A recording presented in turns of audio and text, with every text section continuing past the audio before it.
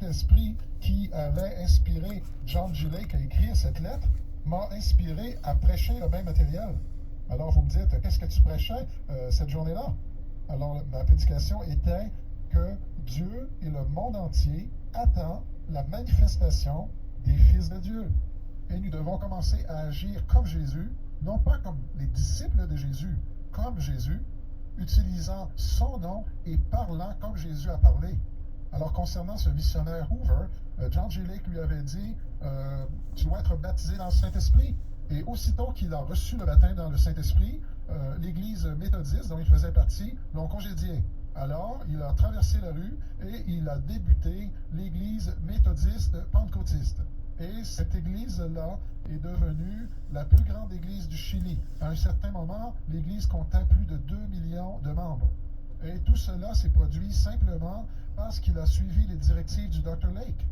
Alors, le Dr. Lake n'était pas simplement impliqué en Afrique, il a même aidé à démarrer ce réveil au Chili, qui a aussi affecté l'Argentine et qui continue encore aujourd'hui.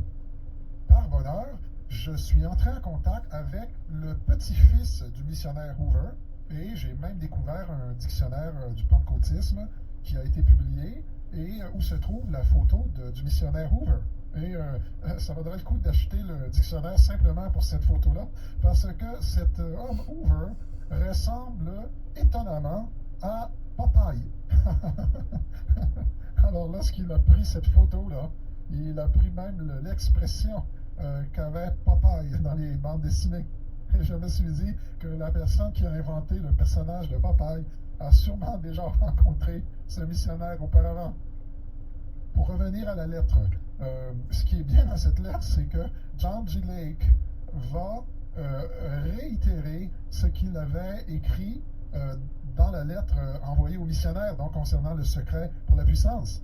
Alors, après lui avoir dit qu'il aimerait lui envoyer aussi une copie de la lettre en question, il ajoute « Je ressens, chère sœur dans le Christ, que notre ministère actuel, signifiant évidemment toute l'œuvre qu'il avait démarrée en Afrique du Sud, est une étape à l'avance de tout le mouvement de la Pentecôte. » Alors, selon lui, au niveau de la guérison des malades, il était un pas devant tout le mouvement de Pentecôte qui était en train de prendre expansion aux États-Unis.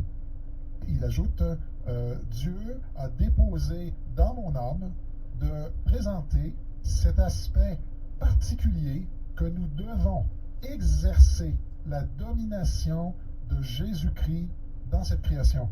Et que le secret de notre succès dans notre ministère, alors vous voyez, il va vous dévoiler le secret maintenant, est le fait que notre enseignement et que nos ouvriers placent une emphase sur l'exercice de la domination de Dieu à travers le Saint-Esprit et que cela a déjà été implanté dans leur âme, en parlant des ouvriers, lorsqu'il les a baptisés dans l'Esprit Saint.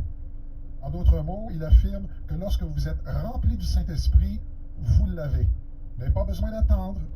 Dieu ne vous a pas seulement donné un pistolet et qu'il a gardé les balles. Il vous a donné le pistolet et les balles lorsque vous avez été baptisé dans le Saint-Esprit. Vous êtes prêt à agir maintenant.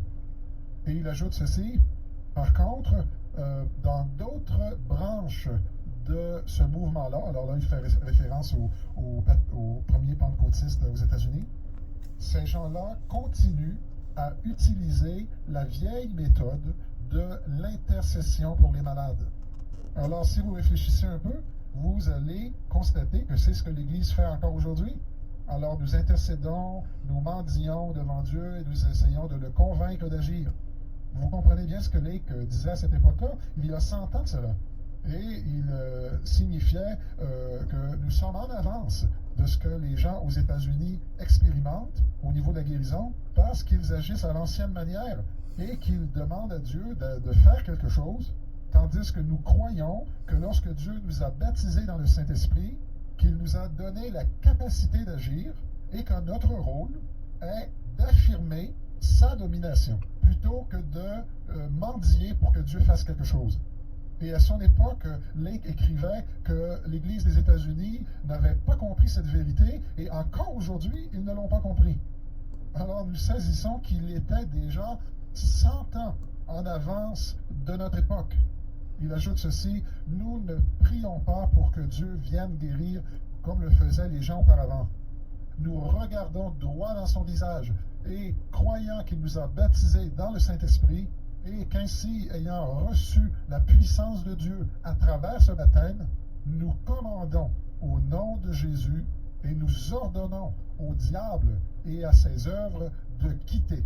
Et voilà la différence.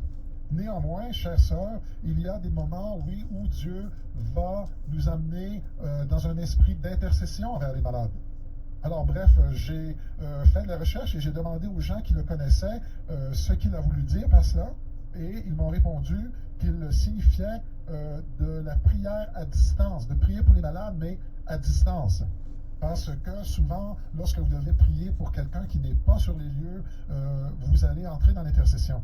Et il ajoute, j'ai la persuasion que si le mouvement pentecôtiste saisissait cette réalité de pratiquer la domination de Dieu plutôt que l'intercession pour les malades, cela les propulserait en avant à des milliers de kilomètres où ils en sont présentement.